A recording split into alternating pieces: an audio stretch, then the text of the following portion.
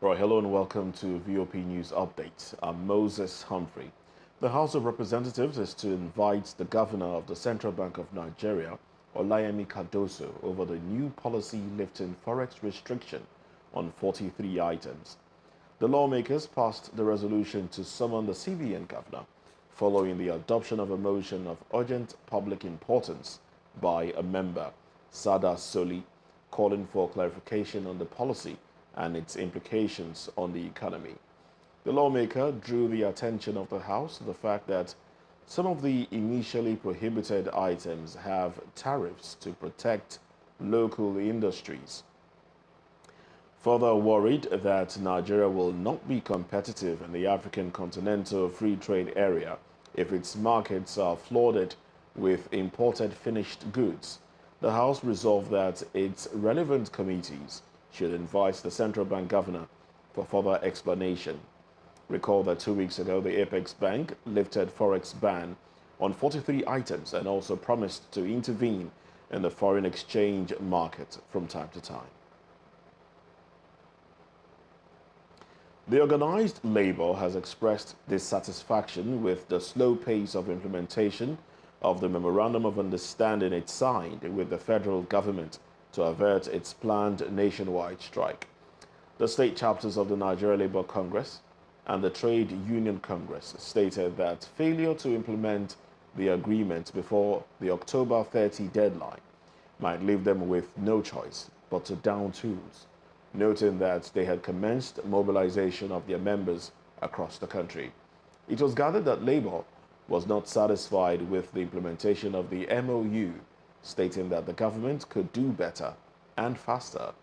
Recall that the national leadership of the NLC and TUC had on October 1 reached an agreement with the federal government to pay 35,000 naira to all federal workers beginning from September, pending when a new national minimum wage would be signed into law. In a move to eliminate multiple taxation, the Presidential Committee on Fiscal Policy and Tax Reforms has promised the stoppage of 190 taxes choking businesses in the country. The panel presented its quick win report to President Bola Tinubu, who endorsed its far-reaching recommendations on tax and fiscal policies during a brief ceremony at the Presidential Villa, Abuja, on Tuesday. The organized private sector, which backed the proposal of the committees, blamed states for multiple taxation in the country. The OPS lamented that multiple taxes had compounded the rising production costs, leading to reduced profit margins, supply chain disruptions, and a reduction in consumer spending. Specifically, the telecommunication operators complained that the sector was one of the most taxed in the country, with over 40 taxes directed at telecom firms. In response to the toxic business environment, the president inaugurated the fiscal policy and tax reforms in August, which was tasked with improving the nation's revenue profile and business environment. Of the Economic and Financial Crimes Commission, Ola Olukoyede, on Tuesday, directed staff members of the commission to immediately declare their assets in line with civil service regulations and procedures. He gave the directive at the corporate headquarters of the commission in Abuja while addressing senior staff of the EFCC, stressing that fighting corruption requires those at the vanguard to be above board.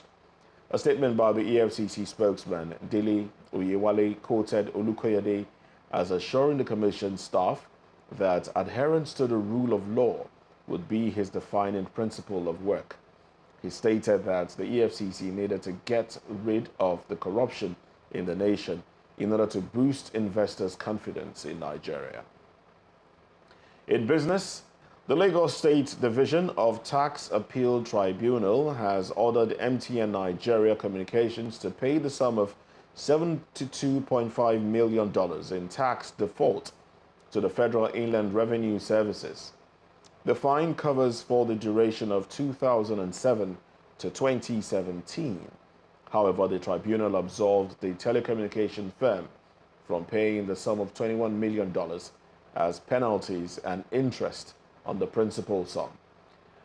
A five-man panel led by Professor A.B. Hamid gave the verdicts and order while delivering judgments filed by the telecommunications company against the request by the FIRS to pay the default. Other members of the panel were P.A. Olayemi, Babatunde Shobamowo, Samuel Ohuohoye, and Tezumgwe Bakigiri. The facts of the matter, according to the processes filed before the appeal, was that sometime in May 10, 2018, the Office of the Attorney General of the Federation issued a report of its investigation into the MTN's Form A and M transactions. The report covered the 2007 to 2017 accounting years. But in a revised report dated August 20, 2018, the OAGF adjusted the alleged outstanding in respect of import duty and VAT to the tune of 242.2 billion naira, whilst the section relating to VAT and withholding tax was revised to $1.284 billion. In foreign news, the main United Nations agency working in Gaza has disclosed that it will be forced to halt its operations by Wednesday evening due to a lack of fuel, exacerbating a humanitarian crisis. According to Palestinian officials, Israeli airstrikes on the besieged strip killed more than 700 persons in 24 hours. Vital fuel supplies needed to run hospitals, pump and desalinate water, and power bakeries are on the verge of running out, prompting the UN Secretary General to call for an immediate ceasefire on Tuesday, sparking a fierce row at the United Nations and calls for his resignation by Israel. But doctors in overwhelmed hospitals on the brink of shutting down have repeatedly warned that waves of new patients injured in the daily bombings and babies relying on oxygen supplies will die if fuel is not brought in. The deteriorating health environment, lack of sanitation, and consumption of dirty, salty water is raising fears of a health crisis in which people could start dying from dehydration as the water system collapses while bombs continue to rain down. Well, just 8 out of 28 trucks scheduled to cross into Gaza on Tuesday made the journey.